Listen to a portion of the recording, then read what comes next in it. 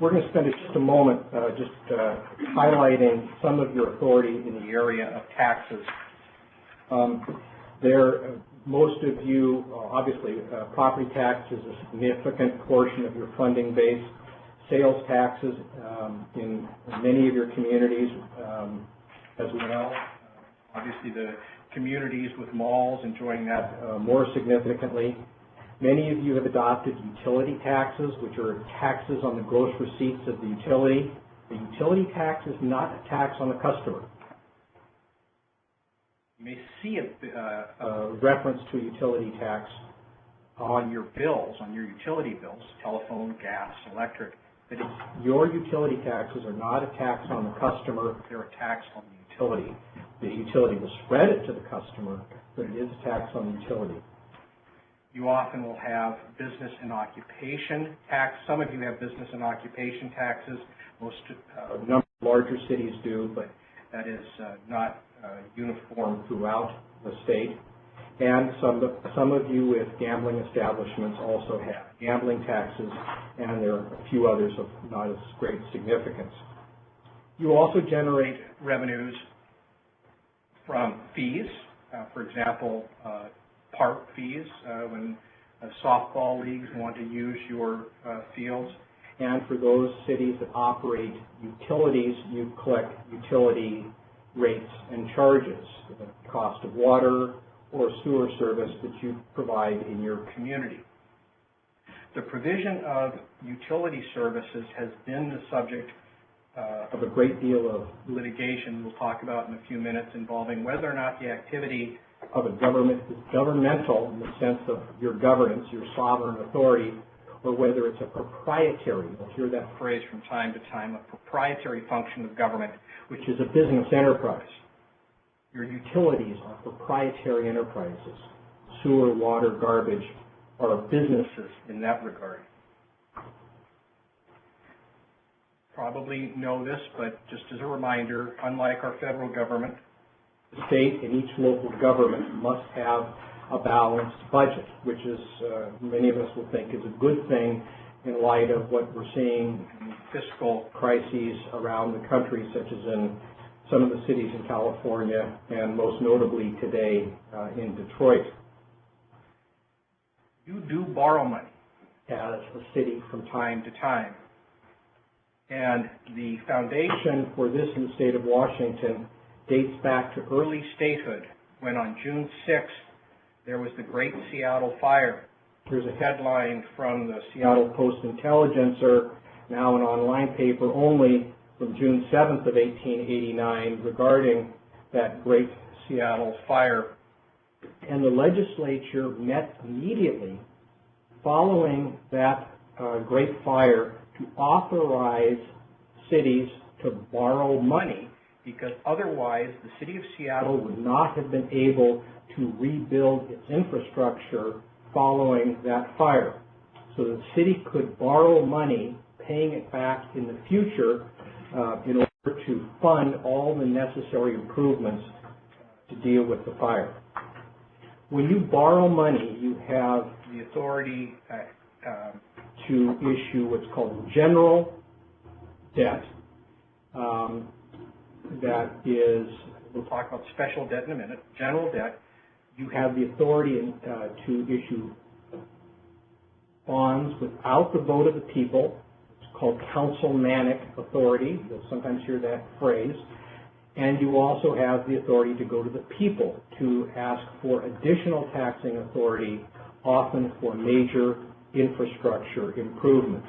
A new police headquarters building or a new fire station, we may go to the people to ask them to increase the property tax levy in order to pay for a particular improvement. So that would be a voted bond measure as opposed to a non-voted bond measure, which you have the separate authority to do without a vote of the people.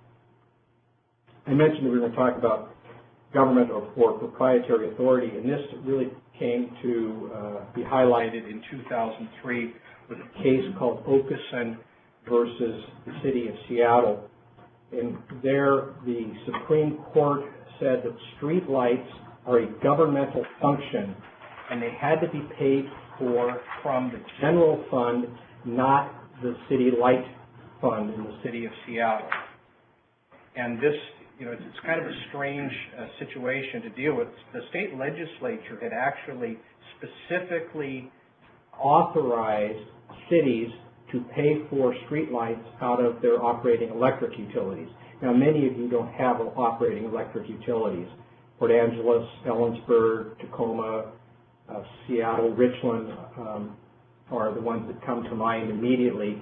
Most of you do not have operating electric utilities, but this is not an issue. But in this case, the court said City Light could not be made to pay for street lights. It's a general fund. You have to pay for that out of your general governmental revenues.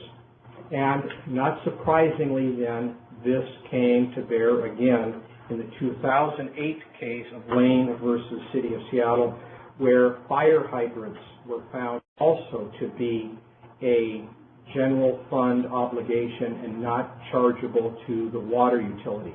Most of you who have fire hydrants in your communities had charged fire hydrant capital as well as operation and maintenance to the water utility. This 2008 case has prevented that, so you've got to be very careful to make sure that it's the general fund paying for the operation of these general governmental activities such as street lights and fire hydrants. Having said that, you as a city have the authority to essentially balance the books.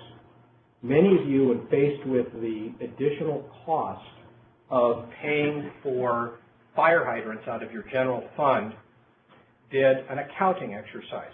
You increased the utility tax and decreased the water rates so that you got the same amount of revenue as you did before. So you increased the utility tax, which you're authorized to do for the general fund, use that extra money to pay for water, fire hydrant maintenance, reduce the water rates by the amount that you were now removing from the water system's operation and maintenance expenses. Talking about the general debt that you may encounter from time to time.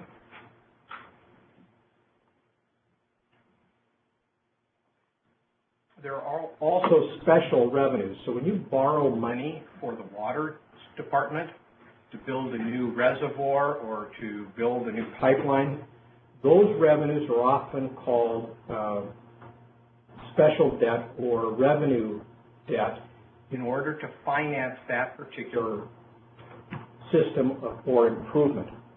It is not a general fund obligation. Your taxes aren't pledged for that particular activity.